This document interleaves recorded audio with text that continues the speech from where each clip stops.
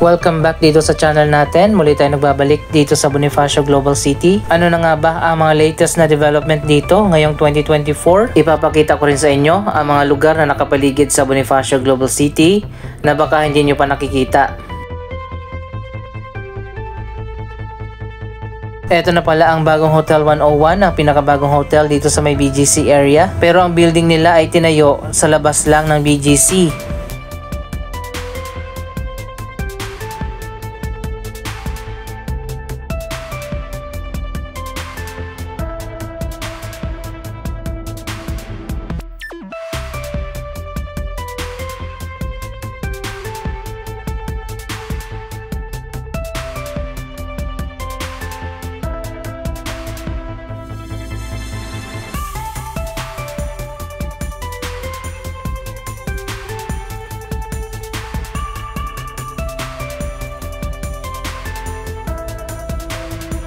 Dito sa baba ng hotel, may convenience store na.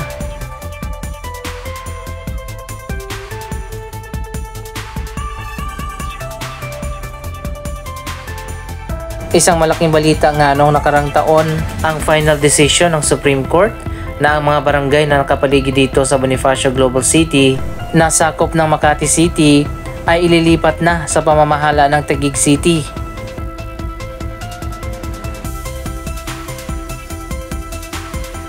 Ito yung isa sa mga barangay na nasa labas lang ng BGC, ang Barangay Pembo, Makati, na ngayon ay Taguig na.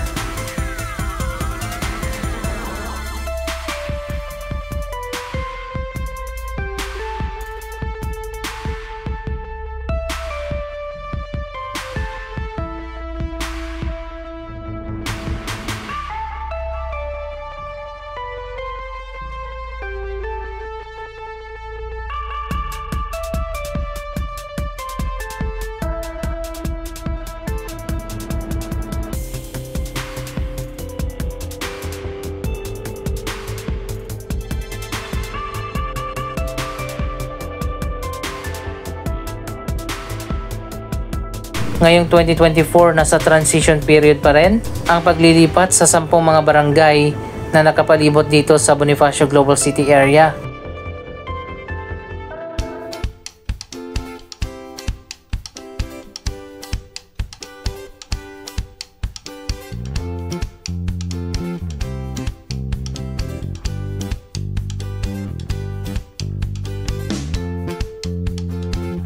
Ang 10 mga barangay ng Makati na ililipat na sa Taguig ay ang Barangay Pembo, Sembo, South Sembo, Comembo, East Rembo, West Rembo, Pitogo, North Side, South Side at Rizal.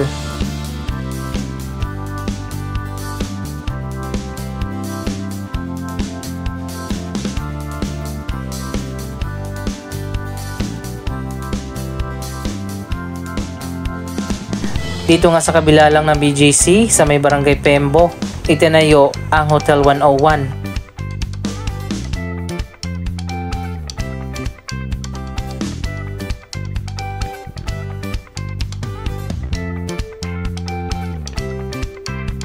Medyo mataas yung flyover na itinayo dito sa may C5, kaya kitang-kita natin ang mga barangay dito sa likod.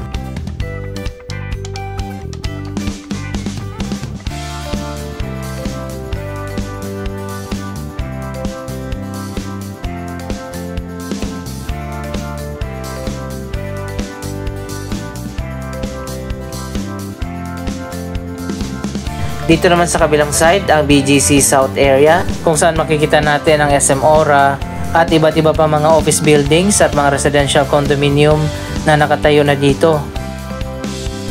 Ang pinaka-latest na project dito sa South Bonifacio na ginagawa ngayon, ang Aurelia Residences, isang luxury residential building project ng Robinson's Land.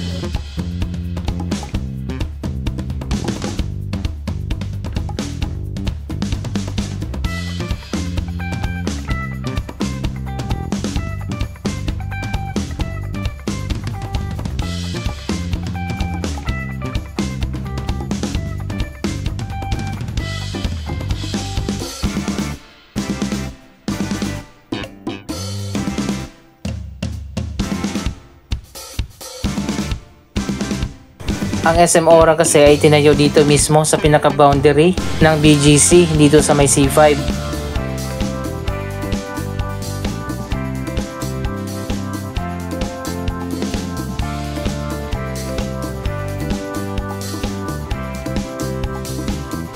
Dito naman sa kabilang side, ang mga barangay sa Taguig. Kung hindi ako nagkakamali, ito ay barangay Pinagsama.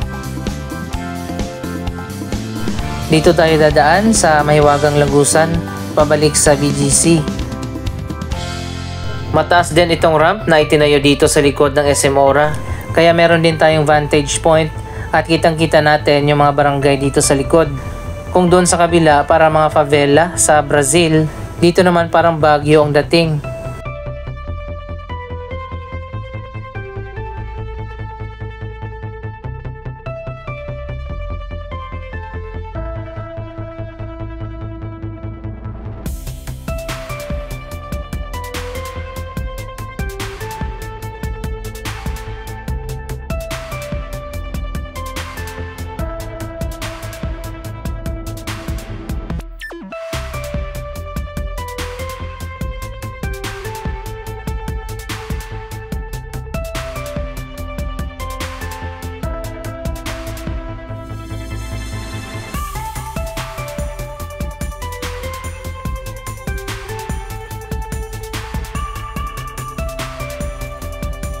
Ngayong nagdesisyon na ang Supreme Court at ililipat na nga ang 10 mga barangay sa Taguig, baka naman magkaroon na rin ng improvement ang mga EMBO barangays doon sa kabila ngayon na magpapalit na ng bagong syudad na mamamahala sa kanila.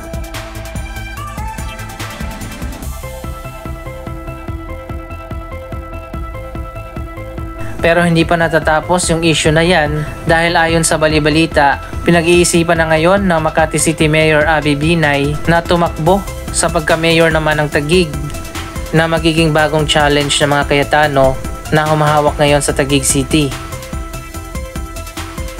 Isang bagong political shake-up ang mangyayari sa susunod na eleksyon ng Makati at Taguig.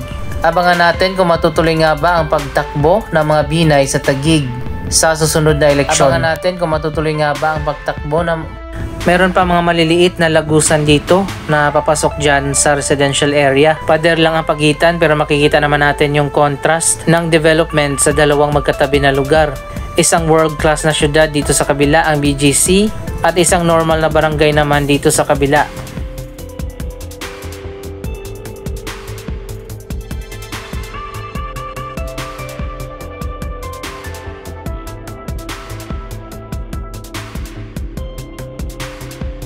Meron ako nakitang statue dito sa labas na isang building. Ito ay isang public art. Para siyang Terminator na parang Silver Surfer ang design nito.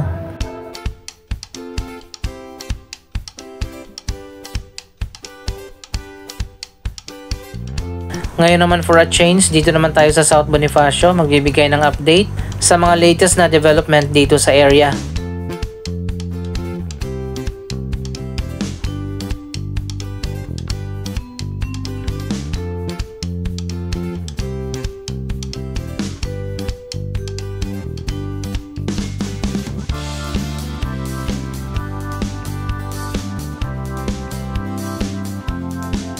May isa pa palang lagusan dito na daanan papasok dito sa barangay na malapit sa South Bonifacio area.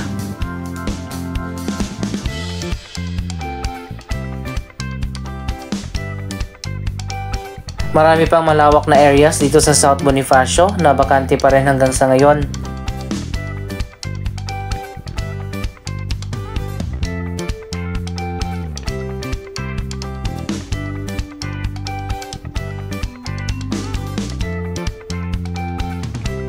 Dapat magtayo siguro dito ng isa pang mall. Robinsons na lang ang wala dito sa BGC. Mayroon ng SM, Ayala Mall at Mega World.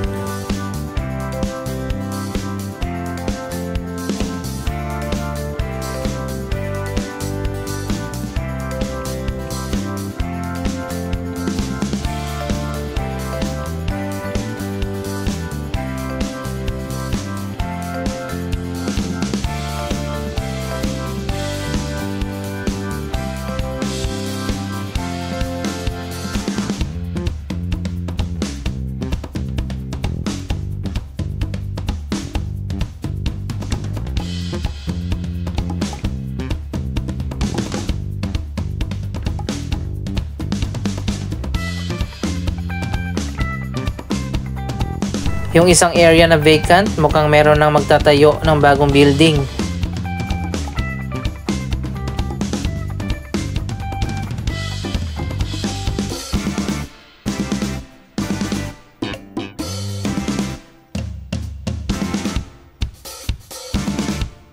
Marami pa tayong abangan ng mga bagong project na itatayo dito sa mga susunod na taon.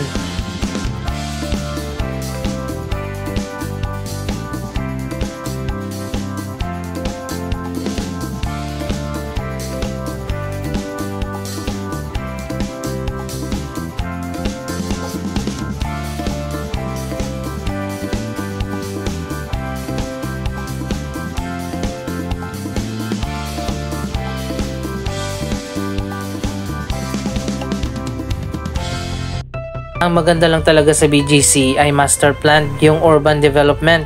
Hindi lang puro building ang nakatayo, meron din mga open spaces katulad nito, mga park at garden.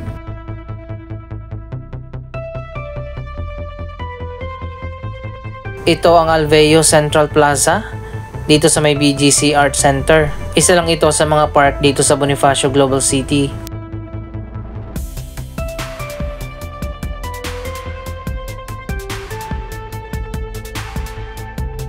Dito rin makikita ang amphitheater, pwede rin itong pasyalan at tambayan. Minsan ginaganap din dito ang iba pang mga events.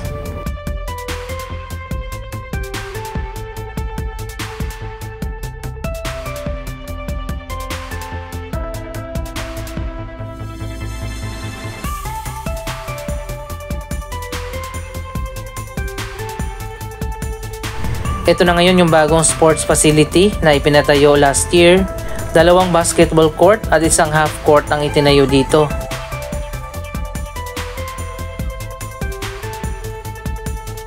Nandito pa rin yung giant wall art ng isang astronaut.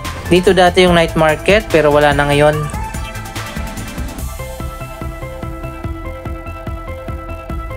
Papunta na tayo sa may central area ng BGC, doon sa may Bonifacio High Street.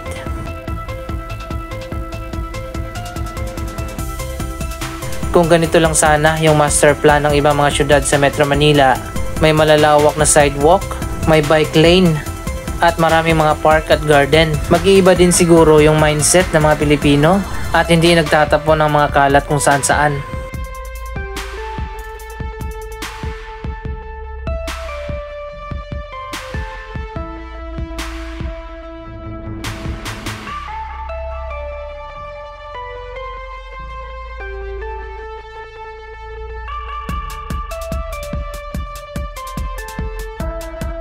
Walkable ang Bonifacio Global City dahil moderno na ang urban planning dito.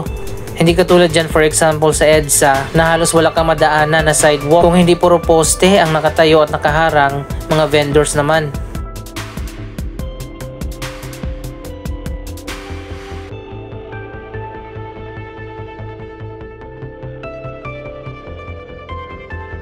Andito na tayo sa bagong PSE building o Philippine Stocks Exchange. Dito rin natin makikita sa area ang dalawang 3D LED billboard. Ito yung ikalawa at pinakabagong 3D billboard na inilagay dito sa may Central Square sa may 5th Avenue.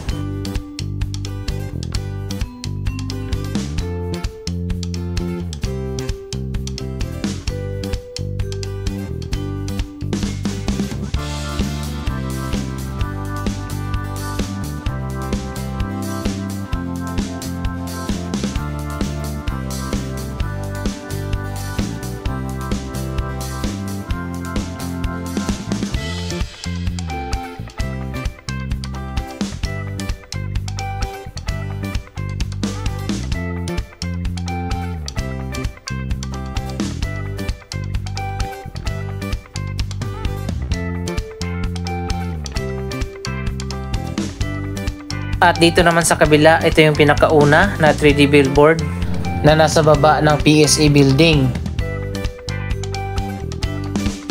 Anong masasabi nyo sa iba't ibang mga bagong developments dito sa Bonifacio Global City? Mag-comment lamang dyan sa baba ng inyong mga reaksyon.